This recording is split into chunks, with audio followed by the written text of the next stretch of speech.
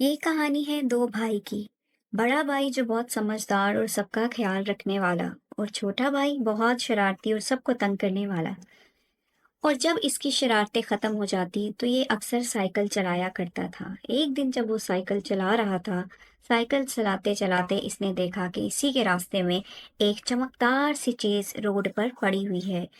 वो चमकती हुई चीज को देखकर साइकिल से उतरा और इस चमकती हुई चीज को देखने लगा।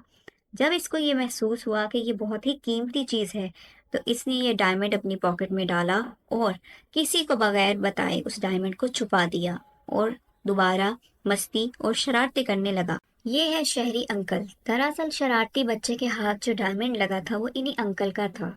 और ये अंकल अपने डायमंड को ढूंढने के लिए गांव आ पहुंचे।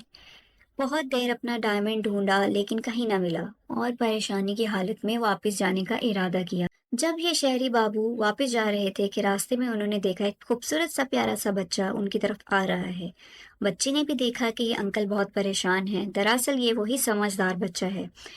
ये बच्चा उस अंकल को लेकर अपने गांव आ जाता है और अंकल से सारी कहानी पूछता है। अंकल उसे बताते हैं कि उसका डायमंड खो गया है। वो अंकल को तसल्ली देता है कि अंकल आप बेफिक्र होकर घर जाएं, मैं आपका डायमंड ढूंढूंगा और जैसे ही मुझे मिलता है मैं आपको बता दूंगा।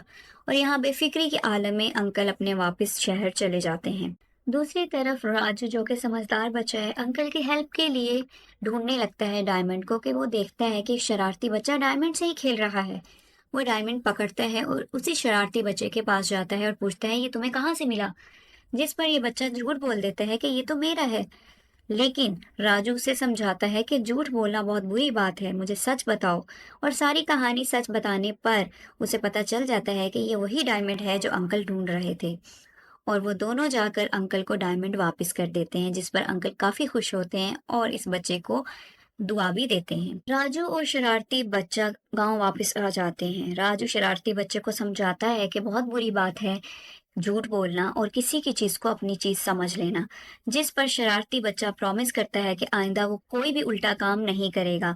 और इस तरह राजू और शरारती बच्चे में अच्छी दोस्ती हो जाती है। प्यारे बच्चों, हमें इस स्टोरी से यही सबक मिलता है कि अच्छे काम करने चाहिए और अपना वो दोस्त बनाएं जो अच्छा हो। क्योंकि हम अच्छे दोस्त बनाएंगे तो हम में भी अच्छी ही क्वालिटीज पैदा होंगी। आपको स्टोरी कैसी लगी? लाइक करके मुझे अप्रिशिएट जरूर कीजिएगा। अल्लाह हाफिज।